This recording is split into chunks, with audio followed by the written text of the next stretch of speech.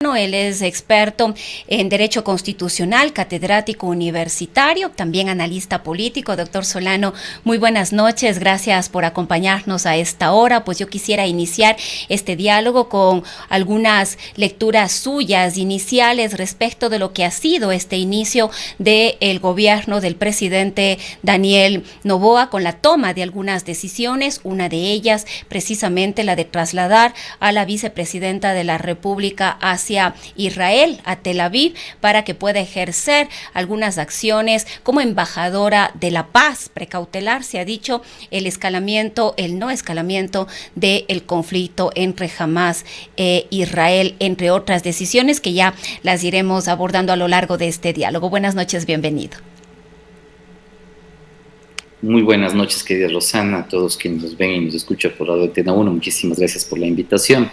En efecto, la decisión por parte del presidente de la República está sustentado en lo que indica la Constitución, en lo que establece las atribuciones y funciones justamente que tiene el presidente de la República, y digamos en el marco constitucional, pues efectivamente el presidente Noboa, digamos así, tiene las atribuciones para hacerlo.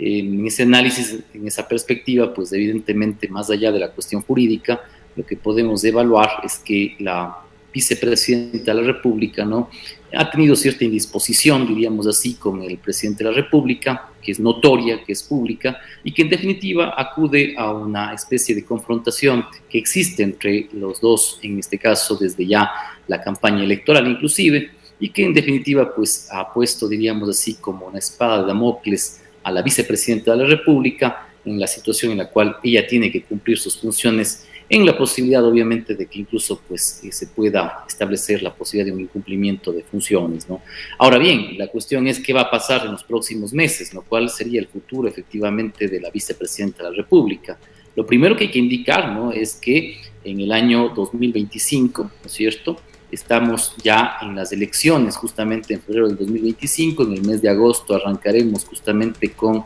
ya el cronograma electoral y básicamente con el proceso electoral, ¿no? Eso indica de que en el año 2025, si es que el presidente de la República actual, Daniel Noboa, quiere candidatizarse justamente, en el mes de enero él tendrá que pedir justamente esos 30 días para hacer campaña electoral, que es lo que sostiene justamente la ley electoral, y por lo tanto, pues, ¿no?, si es que se mantiene la vicepresidenta de la República, quien deberá asumir justamente la presidencia será la señora Verónica Abad. Con lo cual, pues,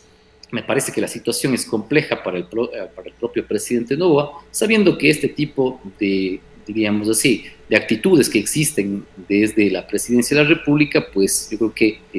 tienen cierta inconformidad a la vicepresidenta de la República. Como bien digo, en el tema del marco constitucional y legal, le acude al presidente de la República la posibilidad de hacer ello. Sin embargo, pues evidentemente, ¿no?, se nota que hay realmente una especie de confrontación entre el primer mandatario y obviamente la vicepresidenta, lo cual conflictúa más, evidentemente, la función ejecutiva. No obstante, también la situación es qué puede pasar en los próximos meses. Si es que no se podría empezar mecanismos como el juicio político a la vicepresidenta de la República, que puede ser una alternativa, pero que me parece es bastante compleja, porque en realidad, pues, en el caso de que se diera una censura y destitución de la vicepresidenta de la República, pues se tendría que nombrar un vicepresidente, ¿no? Y la cuestión es quién podría ir ahí. Pero además quizás en este contexto, Vicente, sería pertinente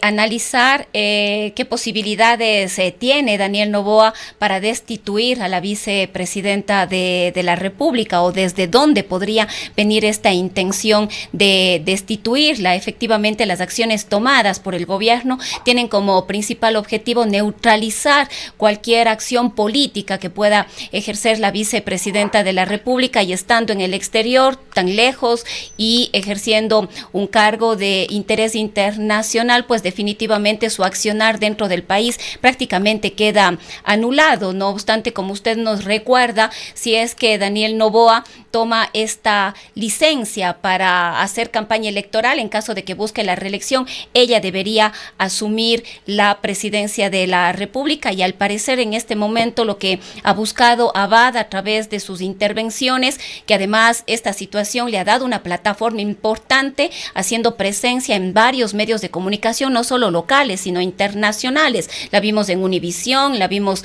también en la CNN y en otros. Esto buscaría muy probablemente el capitalizar quizás, Verónica Abad, ese porcentaje de entre el 10 y el 15% de el anticorreísmo, con estas declaraciones en las que advierte que este pacto entre el Partido Social Cristiano, ADN, y la Revolución Ciudadana podría incluso costarle el cargo a Daniel Noboa. Sí, en efecto, la situación me parece que es un poco, digamos, compleja. Me parece que en realidad la posibilidad jurídica, diríamos así, del juicio político es viable, en el sentido de que evidentemente el juicio político, como siempre se ha sostenido, tiene obviamente una raigambre jurídica, pero también política, ¿no? En un primer momento, pues obviamente las normas que están establecidas en la Constitución, ¿no es cierto?, y en la Ley Orgánica de la Función Legislativa determinan, ¿no?, el procedimiento que se debe seguir. En la propia Constitución se establece, ¿no es cierto?, que se puede iniciar el juicio político justamente, ¿no es cierto?, a petición de la Asamblea Nacional, sobre todo, como ya decíamos, al menos por una tercera parte de los miembros, y específicamente por 3 casos en concreto, ¿no?, por el tema de delitos contra la seguridad del Estado, delitos de concusión, cohecho, peculado, ¿no es cierto?, y delitos que tienen que ver con genocidio, tortura u otros. La cuestión efectivamente, ¿no es cierto?, es que se pueda tener, diríamos, en este caso, ¿no es cierto?, esta tercera parte de los miembros, que me parece que es, yo creo que posible que se pueda dar. Lo más complejo me parece efectivamente, ¿no?, luego de seguir el procedimiento legal y que exista, obviamente, el debido proceso donde se presenten las pruebas de descargo, ¿no es cierto?, pues evidentemente llegar a la censura y destitución. ¿Por qué? Porque ahí se requiere efectivamente del voto favorable de las 2/3 partes de los miembros de la Asamblea, por lo tanto estamos hablando de 92, 93 votos aproximadamente. Entonces, efectivamente, claro, aunque uno no necesita un enjuiciamiento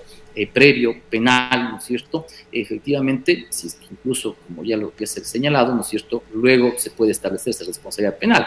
La cuestión es, ¿existen los votos, los 92 votos, para que se pueda dar la censura y destitución de la vicepresidenta de la República, en el caso de que se pudiera, diríamos así, establecer una causal, justamente, además, que esa causal debe estar justamente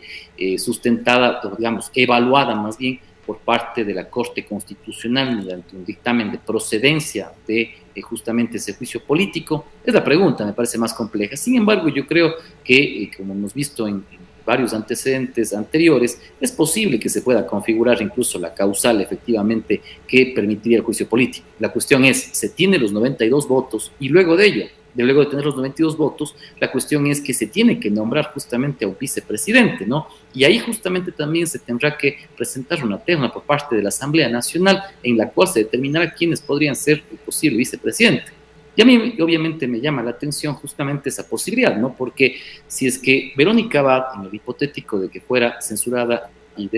destituida,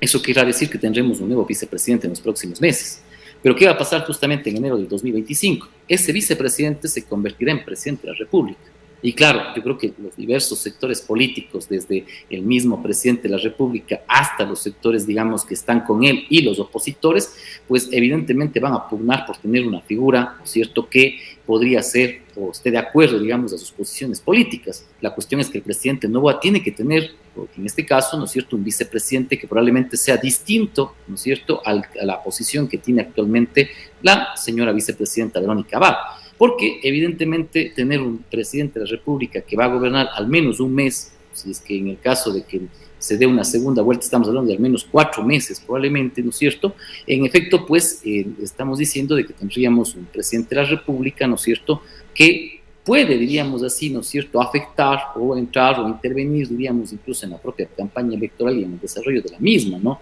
No digo de una manera directa, pero sí sabemos que efectivamente, pues, el presidente de la República puede tomar, ¿no es cierto?, diferentes acciones que pueden ir en beneficio o en perjuicio, ¿no es cierto?, del propio candidato en este momento sería Daniel Noboa. Ahora, Vicente, todo esto, estas posibilidades y otras decisiones van a pasar necesariamente por los acuerdos políticos. ¿Cuáles son sus reflexiones respecto de este primer acuerdo político entre ADN, el Partido Social Cristiano y la Revolución Ciudadana, que permitió la conformación prácticamente sin ningún problema de la nueva Asamblea Nacional? ¿Quiénes son sus autoridades? ¿Cómo están constituidas las comisiones? Y de aquí precisamente para la toma de decisiones podemos creer que este acuerdo, este pacto se va a sostener. ¿De qué va a depender? Vimos ya hoy en el juicio político al expresidente de la República, Guillermo Lasso, que un pronunciamiento del Partido Social Cristiano dejó prácticamente sin efecto esta posibilidad. La Asamblea terminó desistiendo del juicio político y únicamente dejó sentado un pronunciamiento en el sentido de que sería responsable político de peculado. Pero aquí se juega mucho la coyuntura política interna. Además de la Asamblea Nacional, hay otros juicios políticos pendientes, uno de ellos el de Diana Salazar, y esto de una u otra manera tiene alguna incidencia en otra toma de decisiones, como es la reforma tributaria enviada por el presidente. Sí, en efecto, me parece que como todo acuerdo, ¿no es cierto?, tiene, digamos así, ¿no es cierto?, cláusulas que específicamente se deben cumplir en ese momento. Como había indicado en semanas anteriores, antes de la posesión efectivamente del presidente Noboa, yo señalaba justamente que era indispensable que se llegara a un acuerdo político y señalaba que la posibilidad mayor, o digamos así, la probabilidad mayor de que se logre un acuerdo con el correísmo era lo que se necesitaba efectivamente y era lo que sucedió justamente en los últimos días. ¿Por qué? Porque es más fácil negociar con un bloque efectivamente político mucho más unificado, y hablando de 50 votos al menos, ¿no es cierto?, que poder distribuirse y hacer un gobierno de coalición con 6, 7 fuerzas políticas que al final de cuentas, más allá de lo que podamos decir de la transparencia o de la publicidad que pueden existir sobre los acuerdos políticos, siempre existirán, pues efectivamente, ¿no es cierto?, cláusulas implícitas que implican, ¿no?, la posibilidad, ¿no es cierto?, de llegar, ¿no es cierto?, a acordar, ¿no es cierto?, puestos políticos dentro de la administración pública. Por lo tanto, ¿no es cierto?, lo más factible, me parece que estando de acuerdo en ese sentido, pues el presidente Noboa hizo lo que debía hacer, ¿no?, un acuerdo efectivamente con la fuerza política mayoritaria. Ahora bien, eso se ha sumado obviamente el Partido Social Cristiano, ¿no?, y otros partidos que me parece que tuvieron al final de cuentas que sumarse para no quedarse fuera, diríamos así, los acuerdos, las negociaciones que se han dado en la propia Asamblea Nacional, pero además que sabemos, ¿no es cierto?, eso se ha trasladado incluso, ¿no es cierto?, a nivel de lo que tiene que ver con el Estado central, ¿no es cierto?, y lo que tiene que ver con el propio Ejecutivo a nivel nacional, ¿no es cierto? Entonces, me parece que esa posibilidad incluso ha hecho de que en estos días, ¿no es cierto?, no tengamos todavía todas las autoridades a nivel nacional y provincial. Existen todavía, ¿no es cierto?, como en el caso de Cuenca, ¿no es cierto?, al menos de lo que yo conocí hasta el día de hoy, no tenemos oficialmente un gobernador, porque me parece que, ¿no es cierto?, el pacto no incluye solamente la Asamblea Nacional, sino que el pacto incluye, ¿no es cierto?, autoridades a nivel provincial y a nivel nacional. Ahora bien, la cuestión está supeditada, me parece, a un tema elemental, ¿no?, que es justamente, ¿no es cierto?, los órganos de control, que me parece que no solamente tiene que ver el tema de la Fiscalía, me parece que nos estamos olvidando del Consejo Nacional de la Judicatura, que podría ser también objeto de juicio político, efectivamente, y que también, evidentemente, ¿no es cierto?, el Consejo Nacional de la Judicatura tiene una directa inferencia, o una directa, digamos, intervención, más bien, en lo que tiene que ver con el nombramiento de los jueces de la Corte Nacional de Justicia, ¿no? Entonces, claro, efectivamente, las fuerzas políticas... ¿Usted considera que definitivamente, usted considera, Vicente, perdón la interrupción, que definitivamente este proceso que se está llevando para tener nuevos jueces o para la renovación de la Corte de Justicia pasa también por estos acuerdos políticos? Me parece que indiscutiblemente, ¿no es cierto?, podemos ver inclusive los sesgos que existen, ¿no es cierto?, en la calificación de ciertas candidaturas y, digamos así, de ciertos candidatos frente a otras, ¿no? Entonces, realmente, incluso, creo que a nivel nacional podríamos decir que la mayoría de quienes estamos en el ámbito jurídico nos hemos dado cuenta efectivamente de que no hay, diríamos así, un grado de imparcialidad en los concursos, de que hay un grado, diríamos así, ¿no es cierto?, de sesgos que se están dando dentro del concurso, y yo creo que hay muchas voces inclusive que hablan de que hay, ¿no es cierto?, un favoritismo hacia ciertos candidatos y candidatas, lo cual, ¿no es cierto?, mina efectivamente la independencia judicial. Pero más allá de ello, como digo, ¿no es cierto?, es parte de los intereses justamente que tienen en este pacto, me parece, ¿no? Obviamente el Consejo Nacional de la Judicatura es uno. Dos, es el tema de la fiscalía también, justamente, y del juicio político a la fiscal. Claro, hay que entender, ¿no es cierto?, que en este caso incluso es mucho más factible, ¿no?, porque estamos hablando de la posibilidad de que con, básicamente, ¿no es cierto?, la mayoría absoluta de la Asamblea Nacional, ¿no es cierto?, se pueda establecer la censura y destitución de la fiscal general de la Nación. Y claro, obviamente la cuestión es justificar justamente, ¿no es cierto?, este tipo de omisión, diríamos así, o la falta de cumplimiento justamente de las funciones de la fiscal general del Estado.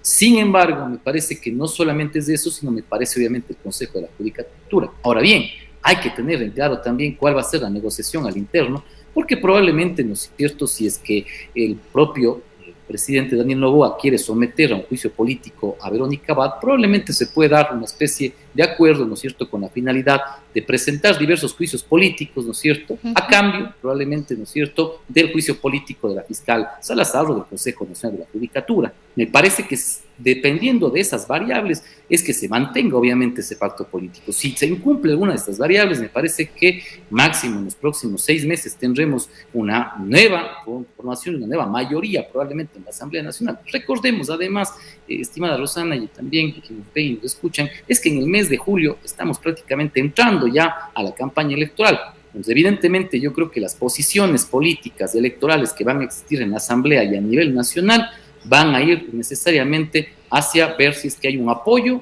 o en este caso una crítica y una oposición al gobierno de Daniel Noboa, más allá de que efectivamente pues, se hayan dado o no soluciones a los grandes problemas del país, como es el tema de la seguridad. Otros dos espacios o instancias que aparentemente podrían también estar en juego en el marco de este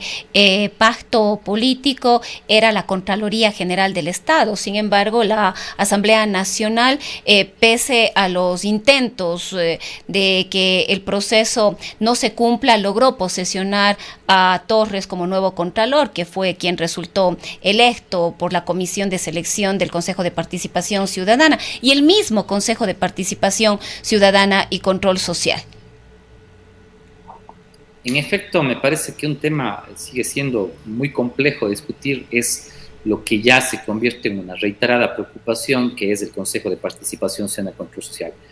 Y en eso me parece algo importante, ¿no? Porque en los próximos meses también se van a estar, en este caso, ¿no es cierto?, concluyendo ciertos concursos. Ahora bien, el tema es un poco más complejo porque había en desarrollo justamente el concurso del Consejo Nacional Electoral, que parece que por los tiempos también ya no se va a poder concluir, en efecto, ¿no es cierto?, del Tribunal Contencioso Electoral, que estaba también iniciado, y en este caso, ¿no es cierto?, inclusive la renovación que ya se tendría que dar para el año 2025. Porque recordemos que incluso, ¿no es cierto?, varias de las autoridades, sobre todo el Consejo Nacional Electoral, ya están prorrogadas en funciones, ¿no? Pero lamentablemente, como hemos venido en diversos procesos electorales, pues no se ha podido dar, obviamente, ese cambio. Sin embargo, me parece que más allá de eso, ¿no?, el Consejo de Participación Ciudadana y Control Social tiene todavía la posibilidad de también, ¿no es cierto?, configurar un escenario político electoral distinto probablemente para el año 2025 y para el próximo, en este caso, 2027. Y evidentemente también las fuerzas políticas van a pugnar por tener, ¿no es cierto?, miembros dentro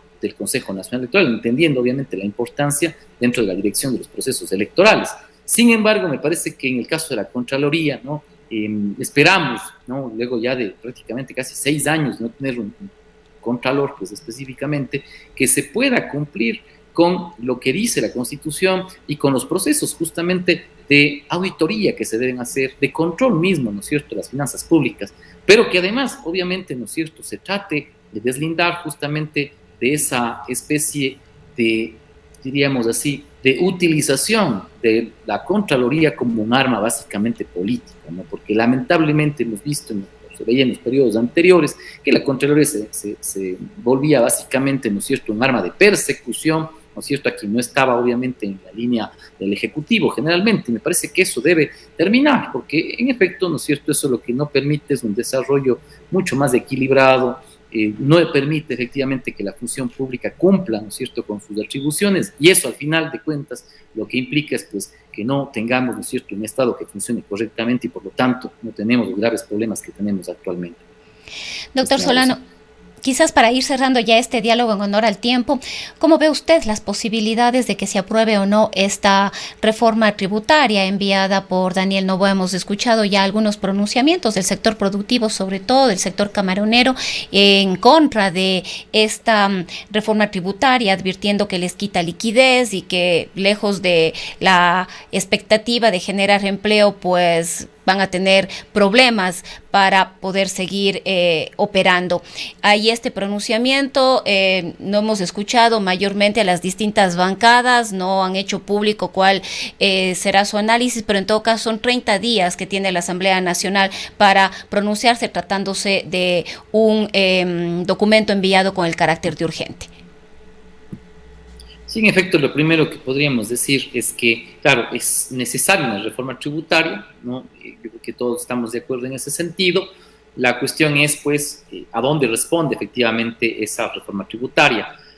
Una cuestión importante, además, incluso que leí el día de hoy, es que el riesgo país, por ejemplo, ¿no es cierto?, ha subido más, efectivamente, frente a la posibilidad de esta reforma tributaria. Estamos entre las 4 principales economías más riesgosas de América Latina, ¿no? Eso quiere decir que realmente somos un país en el cual obviamente se ha afectado la seguridad jurídica. Estas reformas que existen realmente no ayudan a que se pueda fortalecer la inversión extranjera, pero más allá de eso, ¿no?, la cuestión es que si esta reforma tributaria puede ayudar al país, ¿no? Como decíamos, lamentablemente la cuestión del déficit fiscal es bastante grave y realmente pues necesitamos justamente el ingreso de recursos. Ahora bien, lo que nos preocupa mucho y lo que le preocupa a la ciudadanía probablemente y obviamente a la Asamblea Nacional, ya se ha expresado su preocupación, es si esta reforma tributaria pues realmente a quién le sirve, ¿no? Si le sirve, ¿no es cierto?, al país, ¿no es cierto?, si nos puede servir justamente para disminuir ese déficit fiscal, para que las arcas, obviamente, del Estado, ¿no es cierto?, tengan,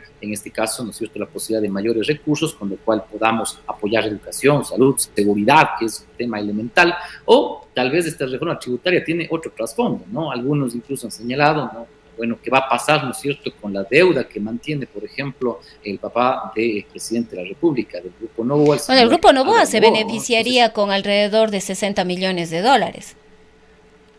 En efecto, ¿no? Entonces, claro, la cuestión es, ¿no es cierto?, buscar cuál es la finalidad de esa reforma tributaria. Y como decíamos, como usted ya también lo ha indicado, ¿no?, probablemente esa reforma tributaria está beneficiando incluso a los grupos económicos que, uno, apoyaron al presidente de la República y dos, además, ¿no es cierto?, inclusive a su propio grupo económico familiar, ¿no? Entonces, la cuestión es, en definitiva, ¿no es cierto?, esa reforma tributaria puede resolver los problemas que tiene hoy de liquidez, en este caso del Estado, o realmente es una reforma tributaria que al final, ¿no es cierto?, le está beneficiando exclusivamente los grandes grupos económicos, ¿no? Recordemos, igual veíamos ayer con lamentable tristeza, ¿no?, de que nosotros decíamos, claro, el señor Guillermo Lasso, ¿no es cierto?, entró a la presidencia de la República con un capital, ¿no es cierto?, de varios millones de dólares, dio sorpresa, luego tenemos 21 millones de dólares que ha logrado en este caso acumular en 2 años, ¿no? Entonces a todos nos queda la sorpresa de realmente para qué o para quién justamente trabajó Guillermo Lasso, ¿no? Y no fue para el país, ¿no? Entonces lo que nos preocupa realmente, yo creo que la ciudadanía, es que esas reformas lamentablemente y probablemente no van a beneficiar, ¿no es cierto?, a los grandes sectores sociales, sino que a ciertos grupos económicos, lo cual es preocupante, ¿no?, porque al final de cuentas lo que nosotros necesitamos es que haya una reforma tributaria, ¿no?, progresiva, que implica, ¿no es cierto?, que los que más tengan justamente, ¿no es cierto?, paguen más, ¿no?, y que no se beneficien los grupos económicos, ¿no es cierto?, mientras tanto probablemente la clase media, ¿no?, sobre todo, tenemos una carga tributaria bastante grande sobre nuestras espaldas y lamentablemente, digamos así, somos afectados también de la crisis económica que existe hoy en el país y lamentablemente, como vemos, esas reformas no ayudan a la mayoría del país, ¿no es cierto?, sino probablemente, como decíamos, a ciertos grupos económicos que inclusive no estarán viendo cuáles son las posibilidades de mejorar, ¿no es cierto?, sus réditos en este próximo año. Bien, doctor Solano, queremos agradecerle por habernos acompañado y compartido sus criterios esta noche. Muchísimas gracias, estimada Rosana. Una buena noche. Muchísimas gracias. Ha sido el doctor Vicente Solano.